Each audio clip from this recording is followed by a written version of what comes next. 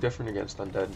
I saw, I want to say Tresh do it, or maybe Little D do it, and I was like, that's really smart. But anyway, they basically they expoed, and rather using all the extra gold to buy heal scrolls and going tier 3, they just stayed tier 2, and they made like an archer dryad mix, which was fantastic, and I did that, and it worked really well. But anyway, like I was saying, if you group your dryads in a separate control group, they're always going to get focused first, so you can run them back a couple paces, and it really throws off their DPS, like just the general DPS of their army, and their micro as well. So yeah, and then against gargoyles are the same thing. They're gonna basically just shift click all your dryads, because that is the best thing to do.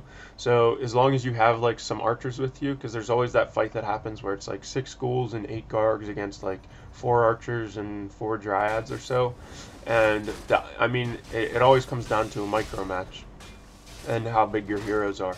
So if you're playing against undead, do the exact same thing and keep your dryads in a separate control group, and just run them back as soon as you see them get focused. Because the thing is, dryads really don't do that much damage. They're really only there for the slow and to support your heroes. That's why when people go dryads, you'll see them. They try and creep their panda as soon as they hit tier 2. They'll creep their panda with like their 5 archers, and they'll get their panda to level 3. Then that's because the panda does like 9% of the damage. It's kind of like with orc. Orc does the orc blade master literally does like 90% of the orc army damage. It's kind of ridiculous. So you see he jacked me here, and this is exactly what I was talking about. Most times you can just turn around and just basically turn the jack against him. And you'll see, even though I threw up that expo just because I'm massing dryads, I do have more units than him. Also because he spent a ton of gold on those mercenaries, which you can turn into skeletons. So I don't think buying mercenaries is the best idea against Dark Ranger. It might be good against Demon Hunter, but against Dark Ranger it's not very good, because you can turn them all into skeletons. So yeah, that's one of the advantages of Dark Ranger. It's kind of ridiculous, but like as you creep, you actually get stronger rather than weaker, which it should be the opposite, but it's not. So yeah, creeping is actually advantageous. All right, so that was kind of a short game. I guess I'll do another game. I'll do, let me see. Okay, I'll do a game I played against Nam a while ago. I made a bunch of mistakes in this game, but it made for a really entertaining game. Okay, so I'll include this replay in the package as well. This is a really long game, so we're going to watch it at like 2x speed, I think.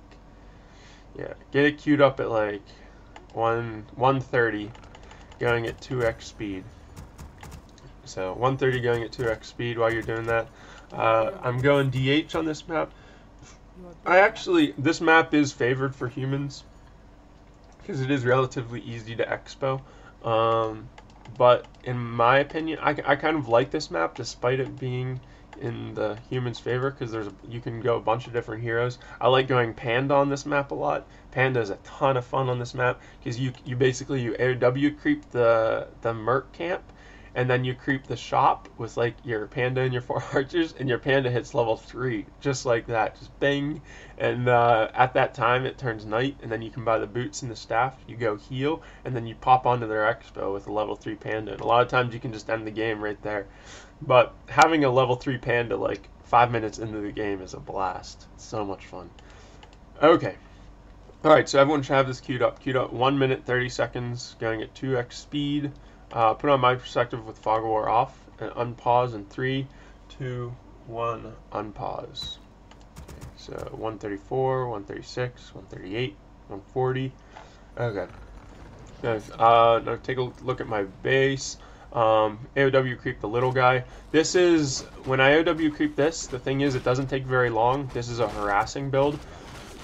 The reason you do this is basically you want to creep this as fast as you can, and then you want to go stop them from doing whatever they're doing. So that's why you do this. If you're really going for a long game and you want to go for high heroes, then you're going to AOW creep the merc shop.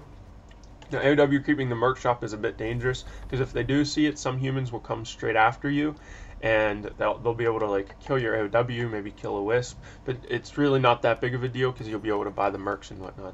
So you see the way the timing worked out as I got there, just he started creeping this. Yeah, so you want to mana burn that water elemental, or the Archmage, so he doesn't cast that second water elemental. And thanks to that frost armor, you can really delay him a lot, as long as you do that base build. If you take a look at my base real quick, you'll see I did what I was talking about last game. He built that farm in my base, and I immediately just built a shop next to it. Yeah, and take a look at me chasing around the Archmage. Now the thing is, I have boots right now, and he doesn't. And I got lazy, and I just right-clicked his Archmage rather than running away. And I thought for sure he was going to come tower me. If you guys know anything about Nam, he pretty much towers against Night Elf almost, not every single game, but almost every single game. I think my doorbell is dead. Yeah, it did. Hang on, I'll be right back, guys. Pause the game. Okay, sorry about that, guys. Yeah, freaking Jehovah's Witnesses came to my door. Man, it's so annoying. Okay. But anyway, alright, so I told you guys to pause this. I'll give it a couple seconds leeway, just so that we can all be queued up at the same spot. So let's try and get it repaused at like 5 minutes and 5 seconds. Okay, so everyone get it at 5 minutes and 5 seconds. We'll try and go from there. Okay, so 5 minutes, 5 seconds. Sorry about that. And here we go. Unpause in 3, 2, 1. Unpause. So when a human is expanding like this, it's super important to take as little damage on your DH as possible. So the fact that my DH died is terrible, absolutely terrible. And coming back from something like this is really, really hard. And you'll notice there's no chat in this game. It's because I was actually on vent with Nam at the time. So we had fun kind of talking to each other while we were doing this. He was laughing at me for losing my DH, and I'm going to get trapped and have to TP out.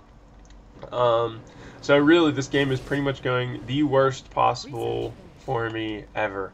Now you see I'm going for a strat that I actually go for a lot on this map, and it's really, really strong when you don't lose your DH or get surrounded and whatnot.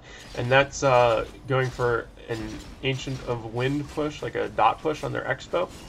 And it's a really, really good strat, especially when well executed. It's really, really good.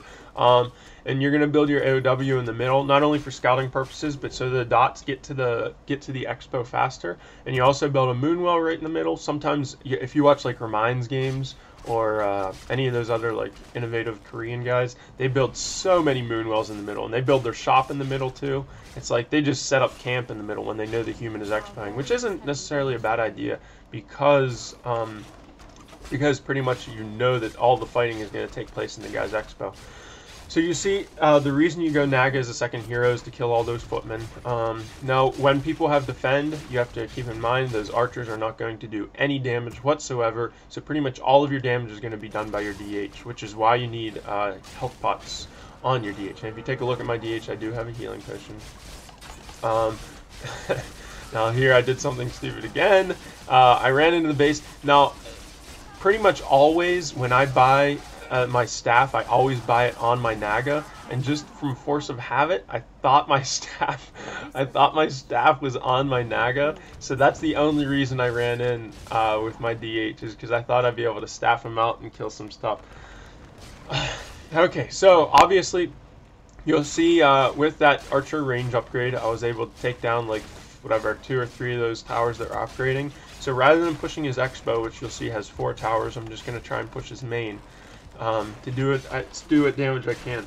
Now, whenever you're doing this strat, another reason you build in the middle is because it's pretty much equidistant from the expo and the main.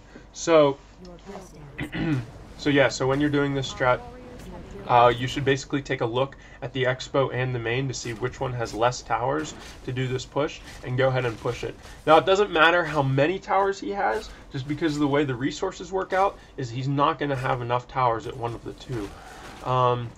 This really isn't a strat that you'll just abandon just because he has so many towers. Because once you have like, I don't know, 6 archers and 4 dots or something like that, then you'll be able to take down a tower in one volley, no matter how many peons are repairing it. And especially once you have those AOWs there with the Ancient Blessing, Nature's Blessing upgrade or whatever it's called. You'll be able to do a ton of damage. So you'll see my DH and my Naga are just going to work at this point. He has his MK out, which is really bad, because once a